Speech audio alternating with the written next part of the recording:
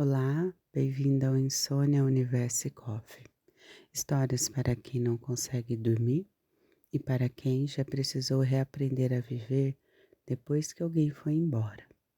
Pegue sua xícara, porque essa história começa com um homem ouvindo a pior frase da própria vida. Quando Camila pediu a separação, Renato não gritou, não implorou, não discutiu. Na verdade, ele ficou tão surpreso que demorou alguns segundos para entender o que estava acontecendo. 8 anos juntos. E agora ela estava sentada do outro lado da mesa, dizendo que não queria mais continuar. Mas não foi isso que destruiu Renato. Foi a frase seguinte: eu nunca quis ter um filho com você.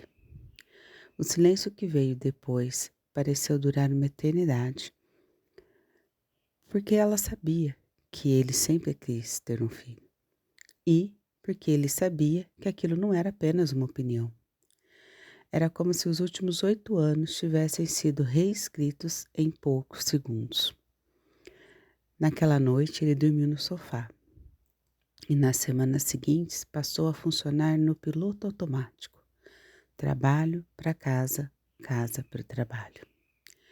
Era especialista em mediação de conflitos numa grande empresa e passava o dia todo resolvendo problemas, mas não conseguia resolver a própria vida. Até o dia em que foi buscar resultados de exames que já tinha feito há algum tempo.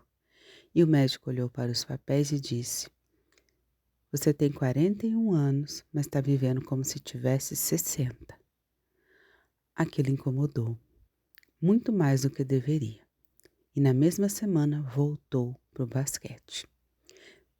E pela primeira vez em quase 10 anos, no início foi ridículo. Ficou sem fôlego, sentiu dores, perdeu o ritmo, mas continuou voltando. Terças e quintas, chovesse ou não, até que numa quinta-feira aconteceu.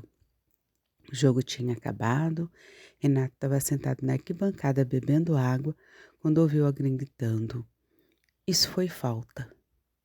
Ele virou o rosto e viu uma mulher discutindo com o árbitro. Não parecia nervosa, parecia convencida. E o árbitro tentava explicar, e ela continuava argumentando. O rapaz expulso da partida tinha uns 15 anos. Claramente era filho dela. E claramente ele estava morrendo de vergonha. Renato começou a rir, e ela percebeu, e apontou para ele. Você acha isso engraçado? Ele respondeu, muito. Ela, então você é parte do problema. E, nisso, o garoto colocou a mão no rosto. Mãe, pelo amor de Deus. Renato riu ainda mais. E ela também. O nome dela era Júlia, 38 anos, divorciada, analista financeira, mãe do adolescente mais constrangido da cidade. Nos dias seguintes, passaram a se encontrar na quadra, primeiro por acaso, depois nem tanto. O curioso era que eles não flertavam, conversavam. Fazia 2 anos que Renato não encontrava alguém que gostasse tanto de conversar. E o que ali tinha encontrado antes disso era uma prima distante. Enfim, falavam de filmes, de filhos, de fracassos, de comida, de contas, da vida real. Numa noite depois do treino começou uma tempestade, daquelas que alagam as ruas em poucos minutos.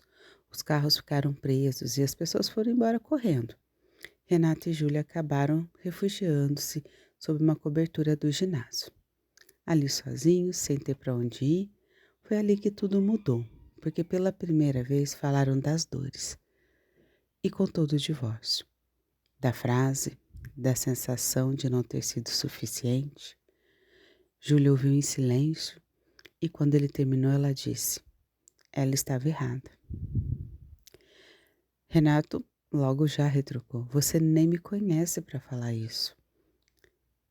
Mas Júlia disse, conheço o suficiente para saber que você passou anos tentando ser escolhido por alguém que já tinha decidido partir. Aquilo acertou-o em cheio, porque era verdade e porque ninguém tinha colocado em palavras ainda. A chuva continuava caindo Mas Renato quase não percebia mais. Meses passaram, vieram jantares, vieram caminhadas, vieram finais de semanas, e o mais estranho aconteceu. Renato começou a gostar do filho dela, e o garoto começou a gostar dele. Primeiro no basquete, depois nos videogames, depois na vida, até que um dia, durante um campeonato, o menino sofreu uma queda feia. Nada muito grave, mas o suficiente para assustar. Quando o adolescente abriu os olhos, a primeira coisa que perguntou foi: Minha mãe está bem? Renata sentiu que sim. Então veio a segunda pergunta, a que ninguém esperava. E você ficou? Renato sorriu. Claro que fiquei. O garoto acenou com a cabeça como se aquilo fosse importante. Muito importante. Naquela noite, quando levava a Júlia para casa, ela ficou em silêncio durante boa parte do caminho, até estacionar. Então disse: Você sabe qual foi o momento em que me apaixonei por você? Renato sorriu e disse: Achei que isso ainda estava em discussão. Ela ignorou a piada e respondeu: Foi hoje.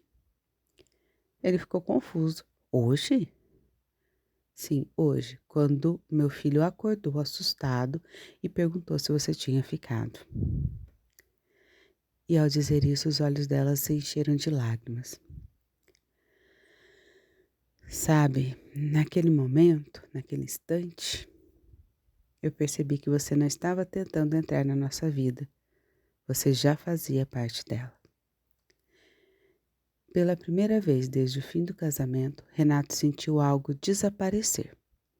Não a tristeza, não a saudade, mas aquela sensação constante de ter sido rejeitado. Porque finalmente entendeu uma coisa: o amor não é encontrar alguém que fique, o amor é encontrar alguém que queira ficar. Existe uma diferença enorme entre as duas coisas.